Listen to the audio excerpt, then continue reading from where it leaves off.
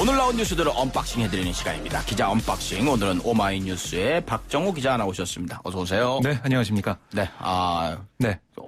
많이 고생하셨죠? 선거 기간 중에. 네. 오마이뉴스에서 진짜 굳은 일 다 하시는 것 같아요. 아닙니다. 네. 저는 작은 아니에요? 됐어요. 부분을. 예, 됐어요. 예.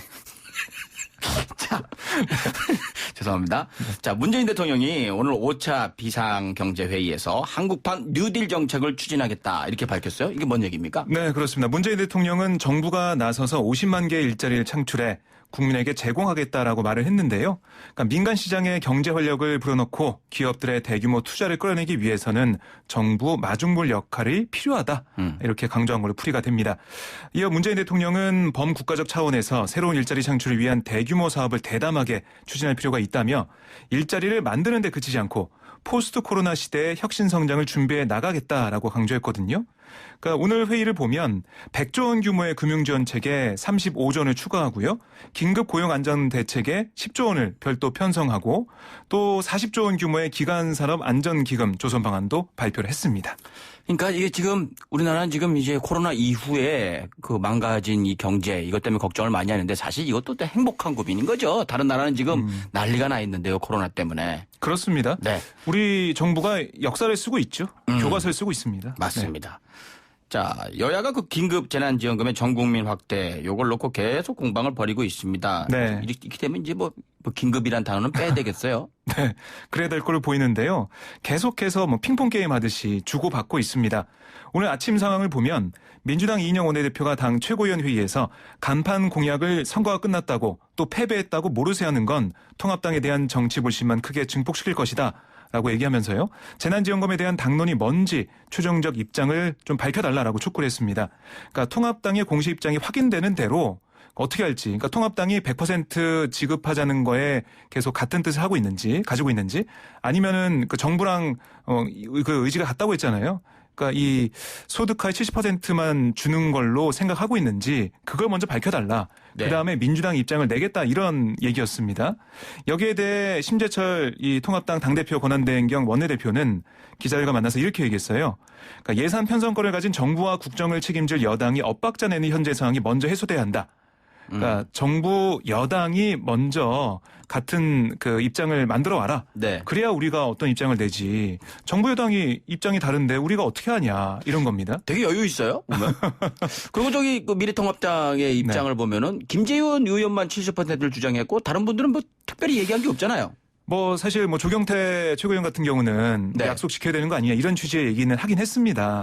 근데 지금 통합당 자체가 너무나 어려운 상황이죠. 아무튼 김재원 의원이 네.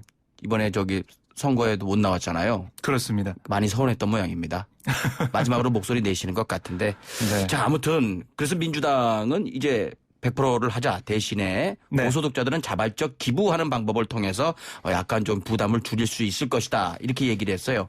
근데 기부들 많이 할까요? 고소득자들이? 그러니까 이게 기부를 하면 그 나중에 세액공제를 부여하는 방안 이걸 검토하겠다고 얘기했거든요. 네. 그러니까 만약에 고소득자 입장에서는 그 돈을 받아가지고 쓰면 나중에 그 세금 같은 걸로 환수가 될 수가 있잖아요. 그런 그렇죠. 방안도 생각되고 있는데요. 그거보다 이렇게 기부를 하고 나중에 세액공제 받는 게 더 이익이 아닌가 이런 판단을 할 수 있단 말이죠. 네. 그러니까 이런 생각을 민주당이 하고 있고요. 여기에 대해서 정세균 총리가 보도자를 냈습니다. 긴급재난지원금과 관련해서 고소득자 등의 자발적 기부가 가능한 제도가 국회에서 마련된다면 정부도 이를 받아들이겠다라고 얘기한 거거든요. 네. 근데 결국은 또 여야가 합의를 해야 되는 부분이잖아요. 다시 국회 공이 넘어온 셈인데 예. 방금 전인 오후 5시에 김재원 정책위 의장이 기자회견했습니다. 뭐라고 하셨습니까? 그러니까 민주당과 정부 측의 합의 내용을 우리가 잘 알지 못한다. 지금 민주당의 주장이 구체성이 없으니까 정부 측과 합의가 됐다면 하루빨리 수정 예산안을 국회에 제출해 주길 바란다. 그 빨리 작성하라고. 네, 그러니까 그래서 다시 또 절차대로 하자. 그렇습니다. 국민들은 지금 목 빼고 기다리고 네. 있는데 너들 하는 거 보겠다. 난 급할 거 없다. 이런 느낌까지. 그런 느낌이 좀 들죠. 그러니까 다시 공을 정부 여당에 넘긴 거예요. 이러면 안 되는 거 아닙니까? 그러니까 언제쯤 이게 지급이 될지 모르겠어요. 다시 계속 정치하셔야 될 텐데. 네. 어떻게 이렇게 국민들한테 이렇게 허탈감을 주시는지 말이죠. 제가 얘기할 건 아닙니다. 네. 그러니까 국민들의 비판이 계속 나오고 있죠. 네. 네. 자, 통합당이 김종인 비대위를 네. 결정한 겁니까? 그렇습니다. 그러니까 예. 비대위냐 조기 전당대회냐를 놓고 당내 의견이 엇갈렸잖아요. 그래서 통합당이 어제 20대 국회의원과 21대 국회 당선인 140명을 대상으로 의견을 취합했습니다. 그 결과 다수가 김종인 비대위에 찬성을 한 거예요. 그러니까 김종인 비대위로 가는 건데, 그러니까 김 전 위원장이 사실 좀 늦게 왔어요. 네. 그 김종인 위원장이 그러면서 이번 선거 참패를 했지만 그렇게 많은 책임이 없는 거 아니냐, 네. 책임이 그렇게 많지 않다라는 얘기가 좀 있고요. 그 다음에 이 당내 인사보다 당 외의 인사가 와야지 이 통합당의 문제점을 바로 볼 수 있고 어떤 게 문제고 어떻게 해결할 수 있는지 이걸 찾을 수 있다. 이런 생각을 하는 것 같고요. 네. 또 김종인 위원장의 카리스마라고 할까요? 이런 부분 이것도 좀 많은 점수를 받은 걸로 보입니다. 네. 그런데 이 김 전 위원장이 만약에 비대위원장직을 수락한다면 활동 기간을 못 받지 않은 채 정권을 가지고 비대위 체제 운영 걸로 보이거든요. 네. 뭐 당내 대권주자들이 김종인 비대위 체제를 좀 어떻게 볼지 이것도 좀 궁금합니다. 네. 자, 중앙선관위가요. 극우 유튜버 채널 등이 그 총선 사전투표 조작. 네. 요걸 얘기를 했었는데 이거는 절대로 있을 수 없는 일이다. 이렇게 밝혔다고요? 그렇습니다. 여기에 대해서 강경 대응하겠다라고 얘기를 했는데요. 그러니까 이걸 보면 이렇게 얘기하고 있습니다. 그러니까 서울, 인천, 경기 등 일부 수도권 지역에서 민주당 후보와 통합당 후보 간 평균 득표 비율이 일정하다. 그러니까 63%대 36%의 비율을 보인다라는 게 일부 보수 유튜브 채널에서의 주장을 하고 있는 겁니다. 그렇죠. 그러니까 조작이 됐다는 거죠. 이걸 볼 때. 하지만 선관위에 따르면 서울, 인천, 경기 지역 사전투표에서 민주당과 통합당 후보들만으로 계산한 득표 비율, 서울 평균이 63.95 대 36.05, 인천 평균이 63.43 대 36.57, 경기 평균이 63.58 대 36.42인데 근데 이게 민주당과 통합당 후보만 봤을 때 그런 거예요. 그렇죠. 근데 전체로 보면 무소속 후보랑 다른 당 후보가 있지 않습니까? 네. 이러면 달라집니다. 이걸 놓고 보면 그러니까 민주당 대 통합당 대 그 외 정당 무소속 포함해서 쭉 놓고 보면 서울 평균이 61.31 대 34.55 대 4.14 그리고 인천 평균이 58.82 대 33.91 대 7.27 경기 평균은 60.68 대 34.76 대 4.56 다르잖아요. 완전 다 다르네요. 예, 그래서 선관위가 그런 주장, 조작됐다는 주장은 잘못됐다라고 얘기하고 있고요. 그러니까 조작이 됐으면 그 정식 절차를 밟아서 그 네. 문제 제기를 했으면 좋겠어요. 자꾸 이렇게 얘기 흘리지만 말고 말이죠. 이런 거 갖고 언제까지 끌 겁니까? 그리고 문제가 있으면 뭐 선거 다시 하든가 하면 되지 않습니까? 그렇습니다. 예, 보면 그리고 CCTV로 24시간 투표함을 촬영 중이고 이제 보관한다고 얘기했어요. 네. 다 볼 수 있다는 겁니다. 의심이 그러니까요. 생기면 다 볼 수 있으니까 이 사전 투표가 뭐 조작이 됐고 이런 것들은 말이 안 된다라는 게 선관위의 입장이고요. 근데 뭐 민경욱 통합당 그 의원 같은 경우는 이게 조작이 됐다. 이 투표함을 재개봉하고 뭐 이런 것들을 네. 실행하겠다 이런 얘기를 좀 하고 있거든요. 네, 그거 했으면 좋겠어요. 정말로. 그렇게 해서 네. 아닌 거가 밝혀지면 진짜 국민들 앞에 네. 사과하고 맞으면 선거 다시 하고 그렇게 했으면 좋겠습니다. 제 개인 생각입니다. 알겠습니다. 자, 김정은 얘기가 계속 나와요. 네, 트럼프는 모른다 그러고. 그렇습니다. 모른다고 이렇게 딱 잡아 얘기하는 게 아마 그 편지를 받았다 그랬는데 편지 준 적 없다. 이게 좀 서운했나요? 네. 그러니까 제가 볼 때는 그 CNN 방송에 대한 불신이 또 있는 것 같고요. CNN 싫어하잖아요. 방송이 어제 보도를 했는데요. 여기에 대해서 아무도 그것을 확인하지 않았다. 그 방송 내용에 대해서요. 네. 그리고 CNN이 보도를 내놓을 때 그것에 너무 많이 신뢰를 두지 않는다라는 얘기도 했습니다. 그러면서 이 김정은 위원장의 건강 이상설과 관련해서 우리는 모른다. 그가 잘 있기를 바란다라고 얘기를 했는데 트럼프 대통령도 잘 모르는 그런 상황이라는 거고. 네. 근데 이게 태양절 그러니까 김일성 주석 생일에 나타나지 않았고 또 여러 가지 두문불출하고 있는 그런 모습 때문에 계속해서 보도가 나오고 또 그 보도를 물어서 또 다른 보도가 나오고 이렇게 하면서 불거진 거거든요. 네. 청와대는 어제에서 오늘도 북한 내부의 특이 동향이 식별되지 않았다는 입장을 내고 있습니다. 그러니까 지역에서 그러니까 원산에 있는지 다른 곳에 있는지 확인해 드릴 수는 없지만 지역 일정을 지방에 있는 건 맞다라고 보고 있거든요. 네. 그러니까 이게 계속 증폭이 되고 있는데 김정은 위원장이 뭐 트위터나 이런 걸 안 해가지고 얼굴을 드러내지 않는 이상 이거는 계속해서 이런 논란이 있을 걸로 보이고요. 네. 북한 매체의 공식 보도나 김정은 위원장의 공식 일정을 수행하는 모습이 와야지만 또 해결될 수 있을 것으로 보입니다. 김정은 위원장이 트위터 같은 거 하면 웃기겠네요. 트위터 같은 거 하면은 바로바로 확인이 되겠죠. 오늘은 백마를 탔다. 네. 힘차게 달리는 나의 백마. 힘들진 않을까? 뭐 이런 거. 여러 가지 일상에 대한 얘기를 또 쓸 수도 있겠습니다. 트럼프 대통령과 트위터를 통해서 또 소통도 하고요. 네. 네. 자, 코로나19 얘기해보죠. 중앙재난안전대책본부가 생활 속 거리두기 집단 방역 기본 수칙 길어? 초안을 발표했어요. 어떤 내용입니까? 네, 그러니까 사회적 거리두기 이후 생활 속 거리두기를 이행할 때 회사나 학교, 사업장 등이 준수해야 할 방역 원칙을 담고 있는데요. 기본 수칙을 보면 공동체가 함께 노력하기, 공동체 내 방역 관리자 지정하기, 공동체 방역 지침 만들고 준수하기, 발열 확인 등 집단 보호, 또 방역 관리자에게 적극 협조 이렇게 5가지거든요. 네. 그러니까 이외에 이렇게 지금 기본 수칙을 먼저 내놨냐라는 걸 좀 알아보니까 생활 방역으로의 전환을 결정하기 전에 수칙을 공개하는 건 사회적 공론화 과정이 필요하기 때문이다라고 설명을 했습니다. 네. 그러니까 이게 기본 수칙이 나오고 이걸로 그냥 확정되는 게 아니고요. 정부 당국자와 전문가, 시민사회 대표 등으로 구성된 생활방역위원회 검토를 거쳐서 최종 확정이 되고 또 세부 사항들, 뭐 사무실, 대중교통, 음식점, 쇼핑시설, 결혼식장, 뭐 장례식장, 박물관 이런 것 세부적인 내용은 또 다시 결정할 예정입니다. 중요한 건 국민들이죠. 우리 알아서 잘할 국민들이니까 네. 네, 서로 잘하자고요. 그렇습니다. 자, 그리고 마지막으로 그 일본 아베 네. 총리가 그 전 가구한테 그 자그만 마스크 2개씩 줬잖아요. 그래서 예. 이물질이 나왔다고 합니다. 이건 뭐 논평할 게 아니고 한번 웃으면서 끝내죠. 시작. 수고하셨습니다. 네, 고맙습니다. 오마이뉴스 박정호 기자였습니다.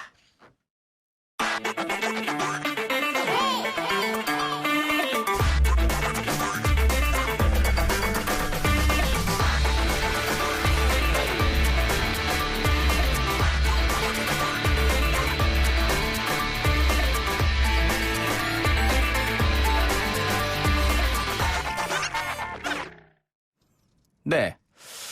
자, 지금 할 게 이제 그거죠. 인터뷰인데요. 코로나19 여파로 우리 경제가 위기를 맞고 있습니다. 오늘 정부는 고용 사각지대에 놓여 있던 프리랜서, 특수고용직, 자영업자 등에게 3개월간 달에 50만 원씩 지급을 하겠다는 대책을 내놨죠. 프리랜서 특수고용직 비율이 특히 높은 문화예술계, 여기에서는 이번 정부 대책을 어떻게 보고 있을까요? 어휴, 굉장한 선배님이시네요. 경력 27년차 연극배우이신 공연예술인 노동조합 이종승 위원장 연결해서 이야기 나눠보겠습니다. 안녕하세요. 안녕하세요.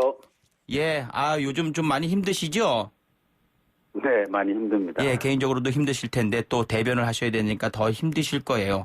자, 정부가 그 문화예술계가 어려운 상황이기 때문에 3개월간 달에 50만 원씩 지급하겠다 대책 내놨어요. 어떻게 보십니까? 대책이라고 할 수 있을지 정말 의심스럽고요. 굉장히 실망스럽고 그리고 전형적인 어떤 공무원의 책상머리 행정이 있다라고 생각을 하고 있습니다. 네. 그리고 그 특수고용직, 프리랜서, 자영업자 등의 종사자 수치를 93만 명으로 추정을 했어요. 이 정도면 맞는 겁니까? 아니죠. 그 전문가들 입장에서는 더 많이 인원수가. 현장에서는 많게는 500만 정도로 추정을 하고 있거든요. 우와. 나온 수치보다 5배가 넘네요. 그렇죠. 네. 자, 근데 중요한 거는 이렇게 수치가 잡힌 분들조차도 안 잡힌 분들이 굉장히 많이 계시는데 잡힌 분들도 3개월간 50만 원씩이면 이게 소득이 줄은 걸 또 입증을 해야 된다고 합니다. 스스로. 이거 어떻게 입증합니까? 그러니까요. 모든 지금 지원 정책이라고 나오는 것들이 예. 모두 당사자들이 얼마나 힘든지 그리고 직전까지 얼마나 일을 했는지 증명해라. 네가 그전보다 얼마나 힘들어졌는지 증명해라라고 해서 그것이 증명됐을 때 지원해줄게 이런 식으로 지원 대책이 나오고 있거든요. 그러니까요. 이건 말도 안 되는 거죠. 예. 자, 그러면은 방법은 구체적으로 어떤 게 있습니까? 모르시는 이 공연예술인 분들, 프리랜서들이 좀 아셔야 되니까 그 방법이 좀 알려주셔야 될 것 같은데요? 일단 전 국민 재난소득을 지급을 해야 되고 예. 기본적으로 한 달에 50만 원씩 3달이라는 건 네. 그런 지원 정책을 짜신 분들이 그 돈으로 살 수 있는지 정말 궁금해요.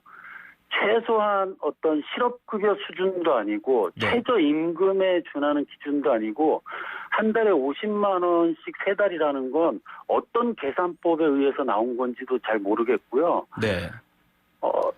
수입이 그 사람들이 한 달에 50만 원씩 벌었던 사람들이 아닌데 왜 그렇게 계산이 나왔는지 모르겠습니다. 네. 그리고 이 50만 원을 또 받으려면은 스스로 소득 줄은 걸 입증을 해야 된다. 요것도 어떻게 해야 될지도 막막하고 말이죠. 그렇다면 위원장님이 보시는 실질적인 대책 좀 제안을 좀 해주시죠.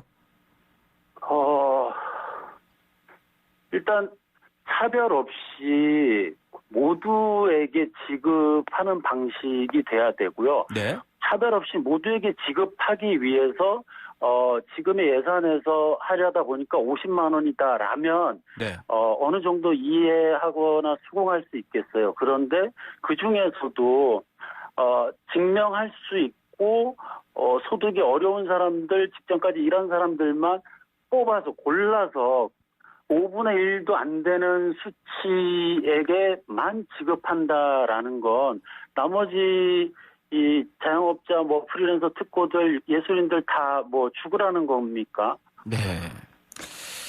저도 모두에게 차별 없이 즉각적으로 그리고 직접적으로 지원을 해야 된다고 생각을 합니다. 네. 그 또 이것저것 또 선을 두게 되면은 그거 행정적으로도 힘들고 시간만 지체되고 말이죠. 그렇죠. 선지급하고 후정산 얘기도 많이 나오고 있잖아요. 그러니까요.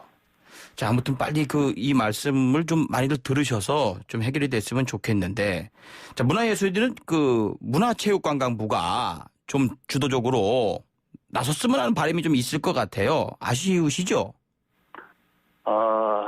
아쉬운 정도가 아니라 대부분은 주무부처가 예술계를 버린 게 아닌가? 혹은 정말 이 사람들이 현장의 심각성을 느끼고나 있는가 싶습니다.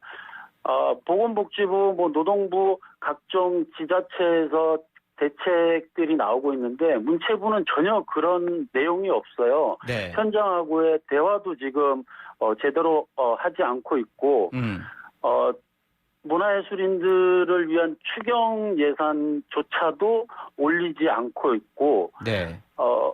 기존에 하던 사업들만 지금 인원수를 조금 늘려서 다른 예산을 조금 끌어다가 지금 지원이라고 하고 있는 실정입니다. 네.